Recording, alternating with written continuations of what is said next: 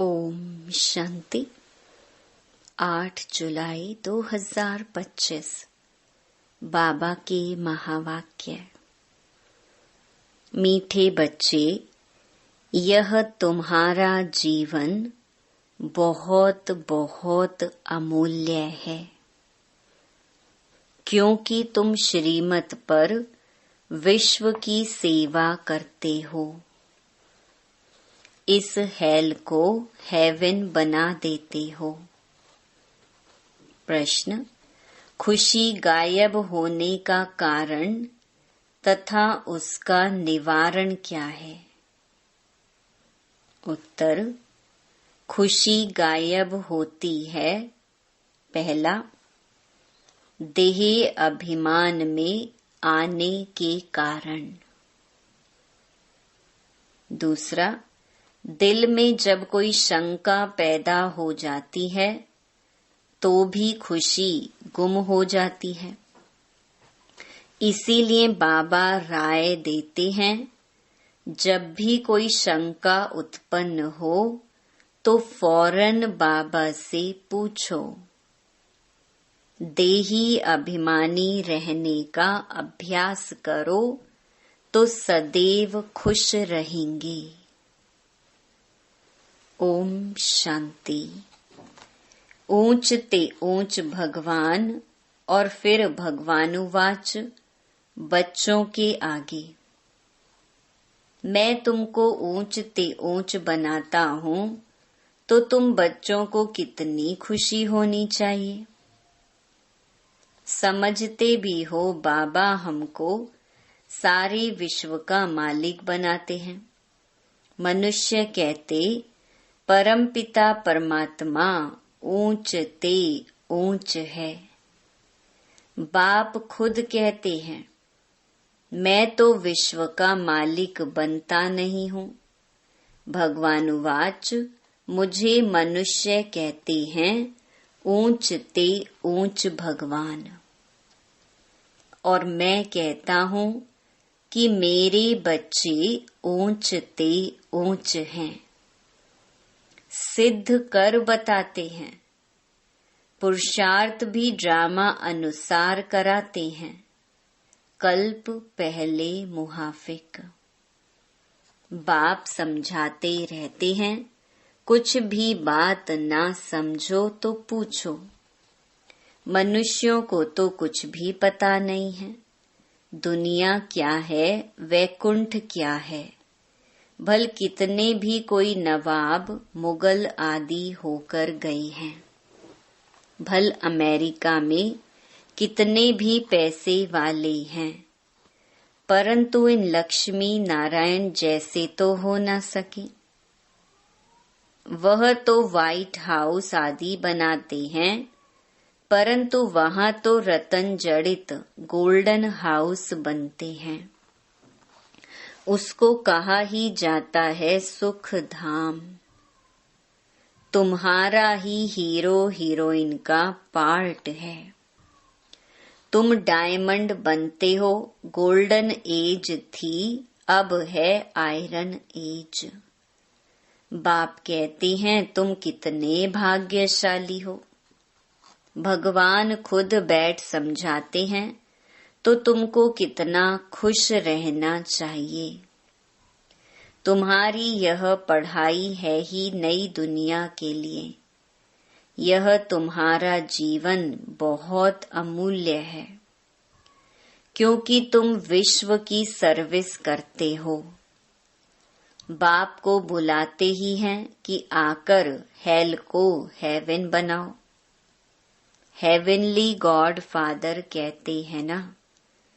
बाप कहते हैं तुम हेवन में थे ना, अब हेल में हो, फिर हेवन में होंगे।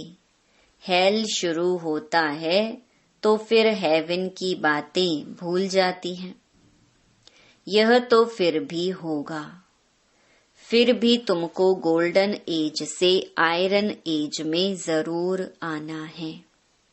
बाबा बार बार बच्चों को कहते हैं, दिल में कोई भी शंका हो जिससे खुशी नहीं रहती तो बताओ। बाप बैठ पढ़ाते हैं तो पढ़ना भी चाहिए ना। खुशी नहीं रहती है क्योंकि तुम देह अभिमान में आ जाते हो। खुशी तो होनी चाहिए ना। बाप तो सिर्फ ब्रह्मांड का मालिक है, तुम तो विश्व के भी मालिक बनते हो। भल बाप को क्रिएटर कहा जाता है, परंतु ऐसे नहीं कि प्रलय हो जाती है फिर नई दुनिया रचते हैं। नहीं, बाप कहते हैं मैं सिर्फ पुरानी को नया बनाता हूँ, पुरानी दुनिया विनाश कराता हूँ, तुमको नई दुनिया का मालिक बनाता हूँ। मैं कुछ करता नहीं हूँ, ये भी ड्रामा में नोंद है। पतित दुनिया में ही मुझे बुलाते हैं, पारसनाथ बनाता हूँ, तो बच्चे खुद पारसपुरी में आ जाते हैं। वहां तो मुझे कभी बुलाते ही नहीं हैं। कभी बुलाते हो कि बाबा पारसपुरी में आकर थोड़ी विजिट तो लो, बुलाते ही नहीं। गायन भी है दुख में सिमरन सब करें, पतित दुनिया में याद करते हैं सुख में करे न कोई। न याद करते हैं न बुलाते हैं, सिर्फ द्वापर में मंदिर बनाकर उसमें मुझे रख देते हैं। पत्थर का नहीं तो हीरे का लिंग बनाकर रख देते हैं पूजा करने के लिए। कितनी वंडरफुल बातें हैं। अच्छी तरह से कान खोलकर सुनना चाहिए। कान भी प्योर करना चाहिए, प्योरिटी फर्स्ट। कहते हैं शेरनी का दूध सोने के बर्तन में ही ठहर सकता है, इसमें भी पवित्रता होगी तो धारणा होगी। बाप कहते हैं काम महाशत्रु है, इन पर विजय पानी है। तुम्हारा यह अंतिम जन्म है, यह भी तुम जानते हो। यह वही महाभारत लड़ाई भी है। कल्प कल्प जैसे विनाश हुआ है, हूबहू अब भी होगा। ड्रामा अनुसार तुम बच्चों को स्वर्ग में फिर से अपने महल बनाने हैं, जैसे कल्प पहले बनाए थे। स्वर्ग को कहते ही हैं पैराडाइज। पुराणों से पैराडाइज अक्षर निकला है। कहते हैं मानसरोवर में परियां रहती थी, उसमें कोई टुबका लगाए तो परी बन जाए। वास्तव में है ज्ञान मान सरोवर। उसमें तुम क्या से क्या बन जाते हो। शोभनिक को परी कहते हैं। ऐसे नहीं पंखों वाली कोई परी होती है। जैसे तुम पांडवों को महावीर कहा जाता है, उन्होंने फिर पांडवों के बहुत बड़े बड़े चित्र, गुफाएं आदि बैठ दिखाई हैं। भक्ति मार्ग में कितने पैसे बर्बाद करते हैं। बाप कहते हैं हमने तो बच्चों को कितना साहूकार बनाया, तुमने इतने सब पैसे कहाँ किए। भारत कितना साहूकार था, अभी भारत का क्या हाल है। जो 100% सॉल्वेंट था, अब 100% इनसॉल्वेंट बन पड़ा है। अभी तुम बच्चों को कितनी तैयारी करनी चाहिए। बच्चों आदि को भी यही समझाना है कि शिव बाबा को याद करो तो तुम श्री कृष्ण जैसा बनोगे। तुम बच्चों को कितनी खुशी रहनी चाहिए, लेकिन अपार खुशी उन्हें ही रहेगी जो सदा दूसरों की खिदमत सेवा में रहते हैं। मुख्य धारणा चलन बहुत बहुत रॉयल हो, खान पान बहुत सुंदर हो, तुम बच्चों के पास जब कोई आते हैं तो उनकी हर प्रकार से खिदमत करनी चाहिए, स्थूल भी तो सूक्ष्म भी, जिस्मानी रूहानी दोनों करने से बहुत खुशी होगी। कोई भी आए तो उनको तुम सच्ची सत्यनारायण की कहानी सुनाओ। शास्त्रों में तो क्या क्या कहानियां लिख दी हैं। विष्णु की नाभि से ब्रह्मा निकला, फिर ब्रह्मा के हाथ में शास्त्र दे दिए हैं। अब विष्णु की नाभि से ब्रह्मा कैसे निकलते हैं, कितना राज है, और कोई इन बातों को कुछ समझ ना सके। नाभि से निकलने की तो बात ही नहीं है। ब्रह्मा सो विष्णु, विष्णु सो ब्रह्मा बनते हैं। ब्रह्मा को विष्णु बनने में सेकंड लगता है। सेकंड में जीवन मुक्ति कहा जाता है। बाप ने साक्षात्कार कराया, तुम विष्णु का रूप बनते हो। सेकंड में निश्चय हो गया। विनाश साक्षात्कार भी हुआ, नहीं तो कलकत्ता में जैसे राजाई ठाठ से रहते थे, कोई तकलीफ नहीं थी, बड़ी रॉयल्टी से रहते थे। अब बाप तुम्हें यह ज्ञान रत्नों का व्यापार सिखलाते हैं। वह व्यापार तो इनके आगे कुछ भी नहीं है, परंतु इनके पार्ट और तुम्हारे पार्ट में फर्क है। बाबा ने इनमें प्रवेश किया और फट से सब छोड़ दिया। भट्ठी बननी थी, तुमने भी सब कुछ छोड़ा। नदी पार कर आए, भट्ठी में पड़े। क्या क्या हुआ, कोई की परवाह नहीं। कहते हैं श्री कृष्ण ने भगाया। क्यों भगाया? उन्हों को पटरानी बनाने। यह भट्ठी भी बनी तुम बच्चों को स्वर्ग की महारानी बनाने के लिए। शास्त्रों में तो क्या क्या लिख दिया है, प्रैक्टिकल में क्या क्या है, सो अब तुम समझते हो। भगाने की बात ही नहीं। कल्प पहले भी गाली मिली थी, नाम बदनाम हुआ था। यह तो ड्रामा है। जो कुछ होता है कल्प पहले मुहाफिक। अभी तुम अच्छी रीति जानते हो, कल्प पहले जिन्होंने राज्य लिया है वह जरूर आएंगे। बाप कहते हैं, मैं भी कल्प कल्प आकर भारत को स्वर्ग बनाता हूँ। पूरा 84 जन्मों का हिसाब बताया है। सतयुग में तुम अमर रहते हो, वहां अकाले मृत्यु होती नहीं। शिव बाबा काल पर जीत पहनाते हैं। कहते हैं मैं कालों का काल हूँ। कथाएं भी है ना। तुम काल पर विजय पाते हो, तुम जाते हो अमर लोक में। अमर लोक में ऊंच पद पाने के लिए एक तो पवित्र बनना है, दूसरा फिर दैवी गुण भी धारण करने हैं। अपना रोज पोता मेल रखो। रावण द्वारा तुमको घाटा पड़ा है, मेरे द्वारा फायदा होता है। व्यापारी लोग इन बातों को अच्छी रीति समझेंगे। यह है ज्ञान रतन। कोई विरला व्यापारी इनसे व्यापार करे। तुम व्यापार करने आए हो।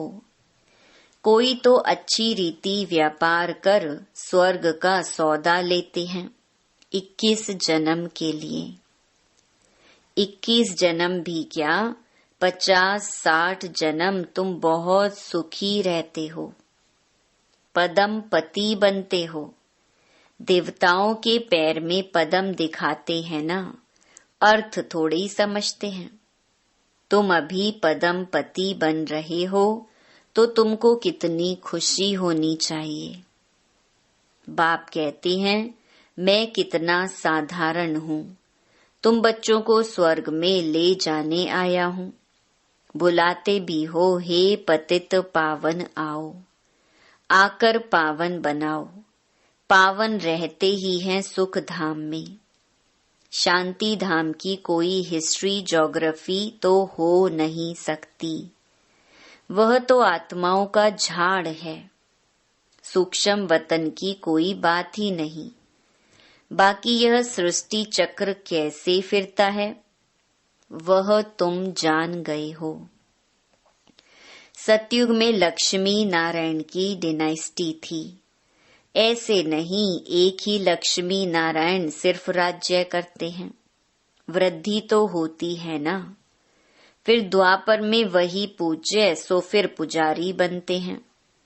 मनुष्य फिर परमात्मा के लिए कह देते आपे ही पूज्य।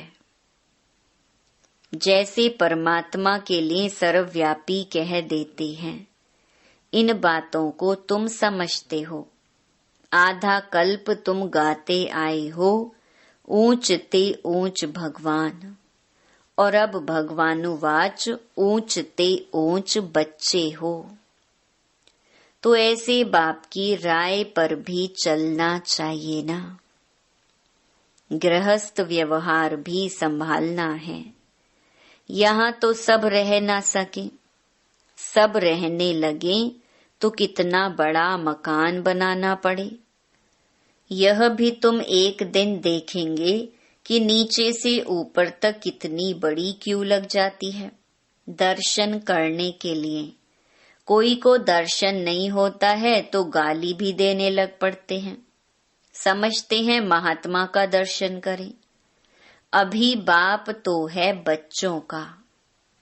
बच्चों को ही पढ़ाते हैं। तुम जिसको रास्ता बताते हो कोई तो अच्छी रीति चल पड़ते हैं, कोई धारणा कर नहीं सकते। कितने हैं जो सुनते भी रहते फिर बाहर में जाते हैं तो वहां के वहां रह जाते। वह खुशी नहीं, पढ़ाई नहीं, योग नहीं। बाबा कितना समझाते हैं चार्ट रखो, नहीं तो बहुत पछताना पड़ेगा। हम बाबा को कितना याद करते हैं, चार्ट देखना चाहिए। भारत के प्राचीन योग की बहुत महिमा है। तो बाप समझाते हैं कोई भी बात नहीं समझो तो बाबा से पूछो। आगे तुम कुछ भी नहीं जानते थे। बाबा कहते हैं यह है कांटों का जंगल।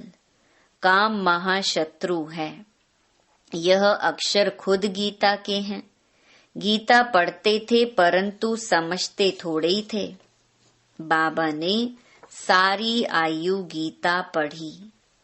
समझते थे गीता का महत्तम बहुत अच्छा है। भक्ति मार्ग में गीता का कितना मान है। गीता बड़ी भी होती है, छोटी भी होती है। श्री कृष्ण आदि देवताओं के वही चित्र पैसे पैसे में मिलते रहते हैं। उन्हीं चित्रों के फिर कितने बड़े बड़े मंदिर बनाते हैं।